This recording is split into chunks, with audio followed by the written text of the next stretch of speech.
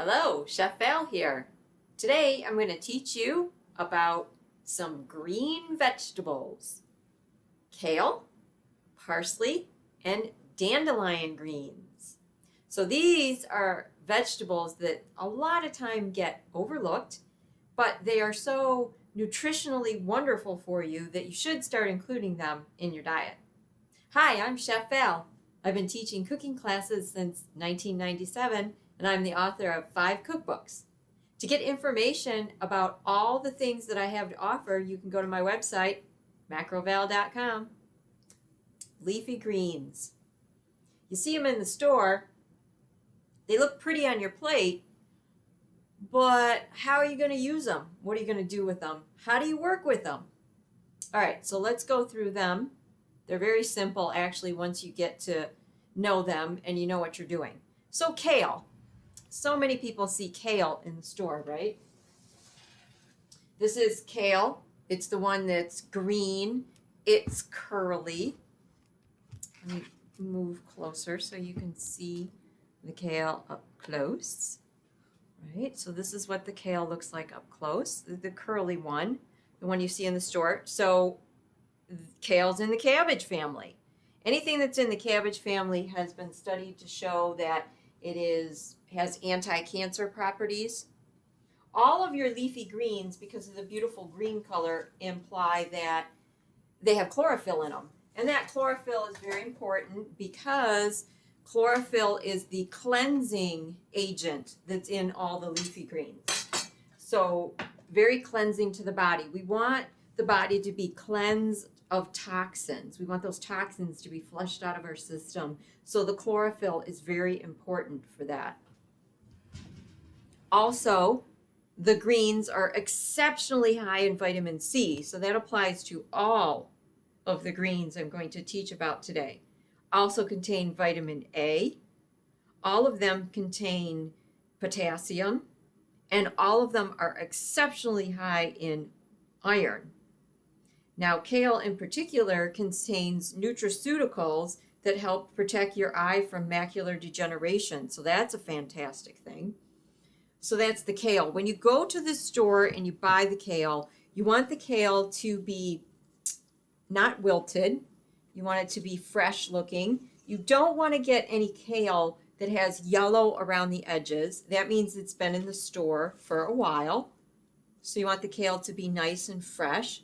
Now, let's say you get the kale from the store and you take it home and you're not going to use it right away. So it usually comes in bunches like this. So if I'm not going to use the kale right away, what I do is I take some paper towel, I get the paper towel damp, I wrap it around the stems so the stems are getting water, and then I put this back in the plastic bag that I got it from the store and I put it in the refrigerator.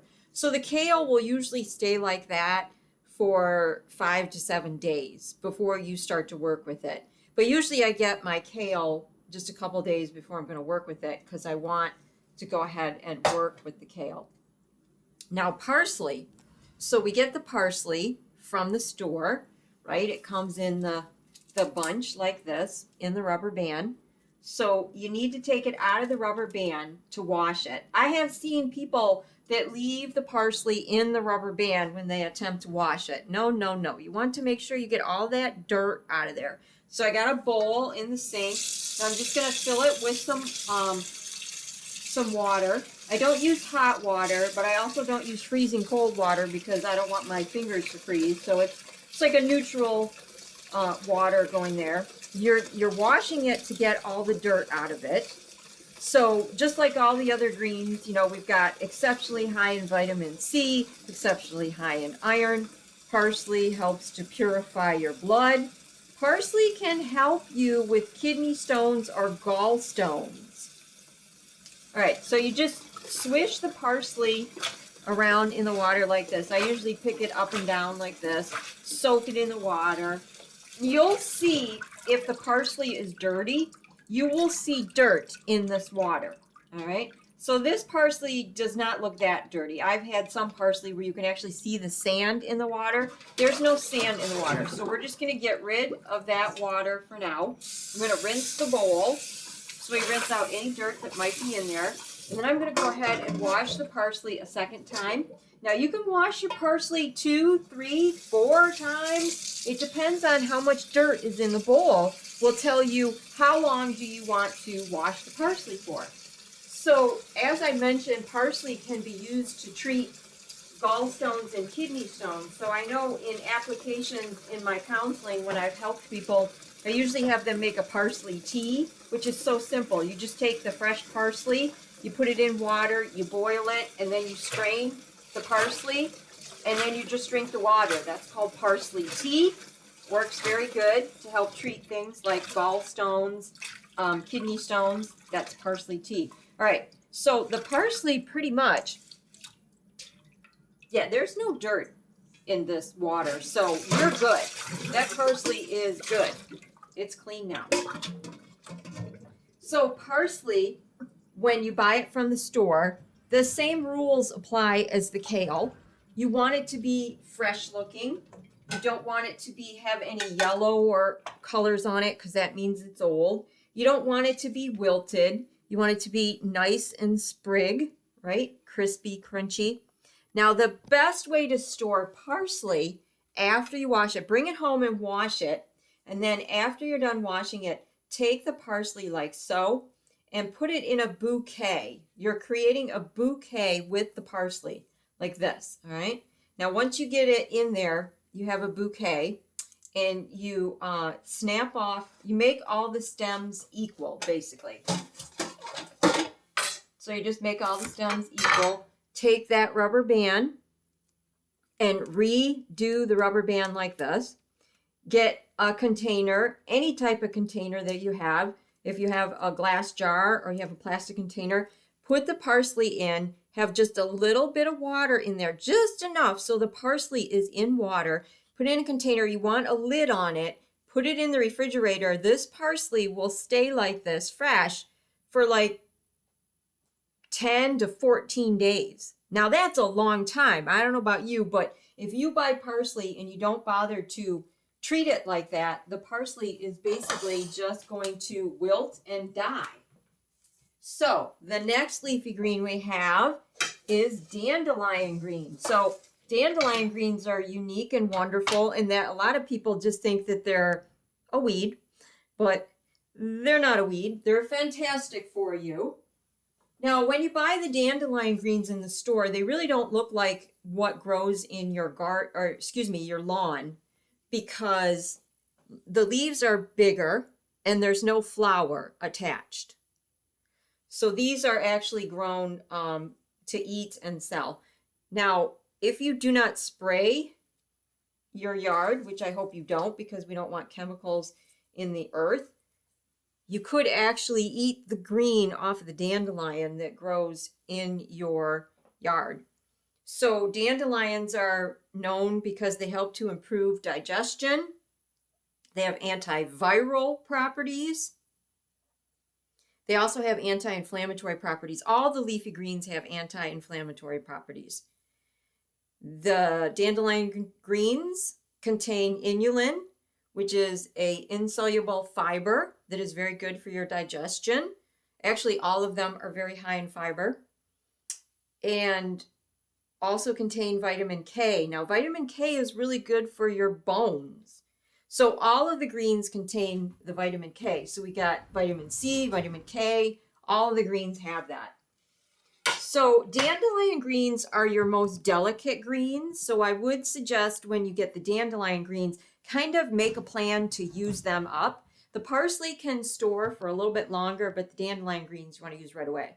How are you going to use them? Well, I have many recipes. I have a dandelion green quinoa soup recipe.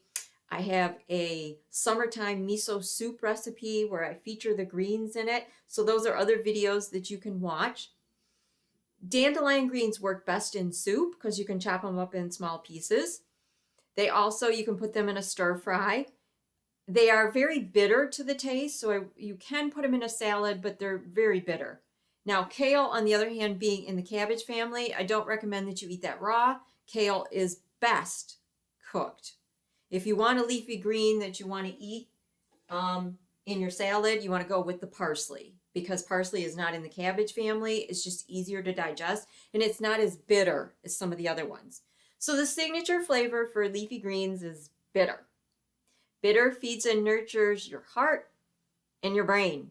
So any food that's naturally bitter to the taste, you can remember heart and brain food. All of your leafy greens are heart and brain food. Parsley is best just minced up very small, put in some type of salad mixed with quinoa. It tastes really good. So you get a quinoa parsley salad. That's fantastic. Now here's my cooking tip that I tell all my students. So maybe you're challenged and you're having a hard time trying to get these leafy greens into your diet. So I take the leafy greens. You can do this with any of them, although I think kale works the best. After the kale's washed, you want to chop the kale up in very small pieces. So I put it in my food processor and just puree it. So I have minced kale. Minced kale can be added to anything you eat, right? Except for, again, I wouldn't use it in a raw application just because of the flavor and the digestibility of it. But soups, casseroles, stir fries, any type of dish you're making, you can put the minced kale in. I actually put it in containers and put it in the freezer. So I always have minced kale in the freezer. So let's say I'm going to make a pot of that miso soup and it calls for kale. And I didn't buy any kale this week, but I always have minced frozen kale in the freezer, right? So I can add that minced frozen kale to my miso soup. That works out very well. So that way you always have the minced kale. You can add it again. Before you freeze it, you can have it in the refrigerator and you can just add a tablespoon to this dish or a tablespoon to that dish. That way you're having some type of minced greens in your diet on a regular basis. Now I have frozen minced dandelion greens before too, and they work pretty well. They get a little mushy, but if you're going to put them in a soup, they're going to be fine. Absolutely fine. It's just a really great way to get those leafy greens into your diet. Well, that's leafy green vegetables for you today. So I hope you get a chance to start adding these into your overall diet so you get all the health benefits of them and all the flavor of the leafy greens. Thank you so much for tuning in. For more information, you can go to macroval.com. Remember, your journey to eating healthy begins with one small step. Let's make that small step leafy green vegetables.